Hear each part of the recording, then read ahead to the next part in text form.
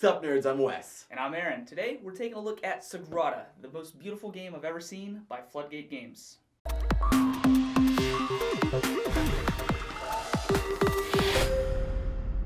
In Sagrada, you are building a beautiful stained glass window, which is represented by this player board that you have, and you actually select the window you want to work on, and you're going to be drafting dice throughout the game to actually assemble this window.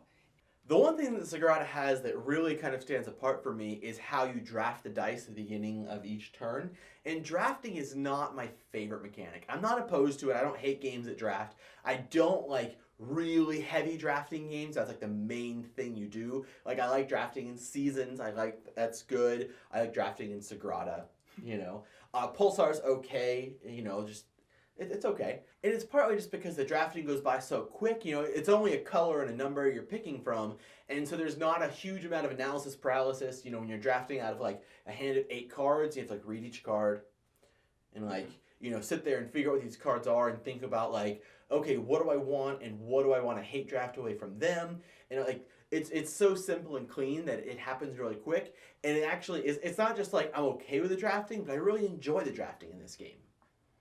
And since all of the dice are there visible to everyone during the draft, everyone can be thinking about the dice they want immediately. Mm-hmm. When you're talking about like card drafting, you have to read your entire hand and then pass it. Now you got a new hand of cards you need to read. Like in Bunny Kingdom, you're looking at these cards. If you get parchments and things, you got to like really think about. And even you're looking at like, oh, I've had this hand before. What's missing from it? I wonder like, okay, this is missing. So one of them took this card, so I don't want to leave that. Like, yeah. Bleh.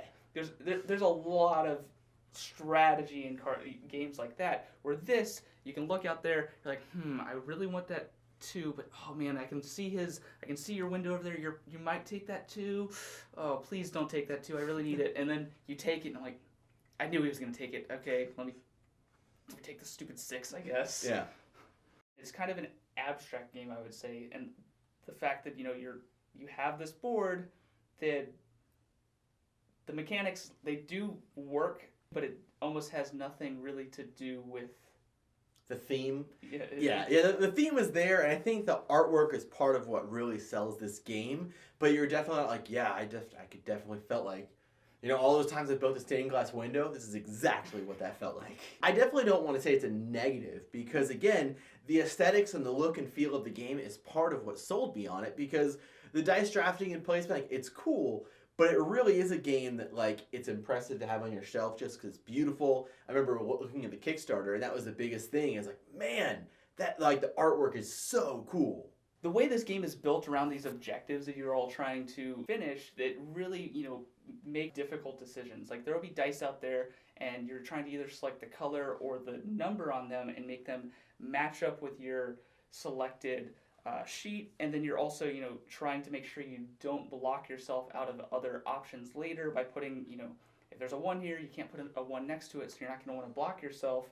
And if you're trying to pull off a combo where you're getting all colors all the way across one row, there's a lot of thought and okay, if I get this number here and it's green, then I can't get a green one up here of that number. Ooh, this isn't going to work. And there can be a little bit of analysis paralysis towards the end of the game. Or more like in my game, where every few turns, wait, stop! I'm going to have to mulligan this because I placed this dice illegally, so I'm going to have to move it up. But then if I place that one illegally, well, we probably just start this game over again. I do think that the whole objectives and placing it kind of reminded me a little bit of Azul, how there's not one thing we're going for, but there's multiple things you go for to get. There's different ways to get points where you have you get points for how you place them, and you get bonus points for this. And then even the fact that we're not having symmetric player boards. That at the beginning, when you pick which template you want to put into your stained glass, makes it really different. And it's not just oh, you got a superior template, you're gonna have an easier time. But the fact that there's difficulty levels on them that give you more of the little gems that let you buy tools later on. I think that was a really cool mechanic, because you can go and say, okay, well, I just want to get a lot of these gems to get a lot of tools or just bonus points at the end of the game, but it's going to be a lot harder for me to pick where I'm placing them. or I want to have a really easy one where I may not get as many bonus points or as many tools, but hopefully I won't need them because of how easy it is to build this window. I definitely think they put a lot of thought into the design of those different difficulties. When you pick the more difficult ones, it is really hard because you're like, okay, I can only put purple in this row, and now I can't put any really high value purples in this row because there's 5s and 6s next to it. Then you go to one of the ones that's a level 3, and there's a lot of blanks on it, so you can easily fill your window in and not worry about blocking yourself. I do definitely think that balance is a big thing in here, and honestly, just the whole game is so fluid. Like the rules, it's almost like you can infer the rules. Like it's not like, oh, what happens here? Like, wait, let's check the rules. It just makes sense because of how fluid the game works and how well designed it is. So yeah, I agree. Great job on this one. So you brought up the tools. The first thing you're trying to get is these objectives. The tools really do help you achieve them. Some of them are really good early game. Some of them you definitely want to wait till the end.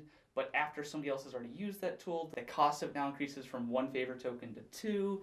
And you're trading up 2 victory points if you save those for potentially 1 or 2 victory points, by placing it in your window. Like if you're only using your tool to keep a the last spot on your window from going blank and getting that negative victory point for that, it's not worth it. But if by placing that you're completing an objective as well, then it might be worth it because you're swinging 2 points for 6 or something. Yeah, that was definitely something that I struggled with starting off in this game. Is I just wanted to be like, oh look, I can buy this tool and do this, and this tool and do this, and look how much better I'm doing than you are. And then the end of the game came along, and Aaron still had a lot of those favor tokens left. And like those extra points, they may not seem like much, but this is a game where those few extra bonus points really make a big difference. It's always been a very close game. The main group is always within like 10 points of each other, and there may be somebody that lagged behind, but very rarely is it where one guy's like 20 or 30 points ahead. The last thing I want to touch on is the production quality of this game. I think it is like out of the ballpark excellent. These player boards being like double sheets are super great, and the fact that these the tiles you select, the window you select, it fits right on in. It comes with a dice bag, which is a nice thick dice bag. It's not one of those cheap ones that's going to fall apart. And the dice, I guess the dice are okay, but they're clear. There's lots of them. The component quality almost goes along with the aesthetics because it's not just like, oh, these cards have pretty artwork, but the way all the components fit together to build your windows is part of what makes this game really pop. I really think Sagrada is one of those games that is going to hit the table a lot for a lot of people, and definitely in my friend and family group. It's really easy to teach, but you do build on strategy over time, and you can start to like really metagame it with the gaming group you're playing with. You can kind of figure out like, ooh, he's picking up these certain dice colors at 5s and 6s. That must be his color. I'm going to start hate drafting those dice because I can use them in my windows just as easily.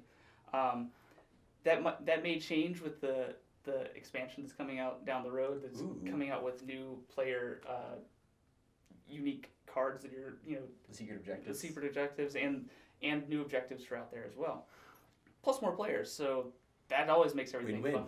I played this game a lot. I actually played it in an Extra Life tournament. So playing this in a tournament, it kind of sheds a new light on it. You're like, wow, I didn't even think about a game like this being that competitive that you could compete in it, and it definitely holds up. It's fun to just see like how people go into a game that is designed to be almost family weight, but make it really competitive and put money on the line.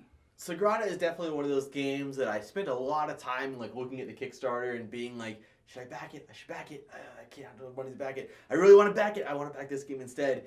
And I ended up passing over it, which I kind of regret. And so when I got a chance to pick it up, actually Aaron already had a copy, and he texted me, he was like, hey, I found a copy here. And I'm like, definitely buy it. And hopefully that's alleviated. I know that they had a second wave of reprinting and it's more available now. So hopefully it's more available when you're watching this, and you can click the purchase link down there to get it. But it's definitely a game that, like, besides the pressure of, like, it's not available, I definitely wanted to pick it up. And I do think it's interesting, there were 2 really good abstract games that came out this year with Sagrada and Azul. And that's really the only comparison I have, is they're 2 really pretty, really well-produced abstract games.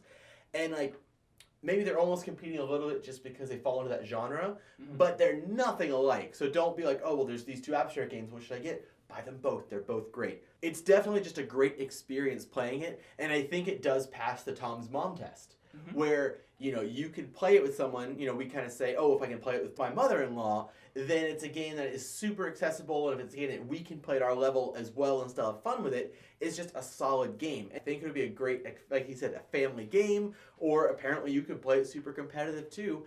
Either way, you should be playing it, so you should go to the description box down below, click that link, and get yourself a copy.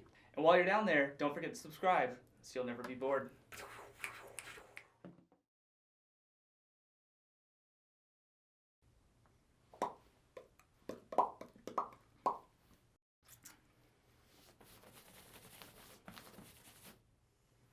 So I want to talk more about tools. So I know you have a lot.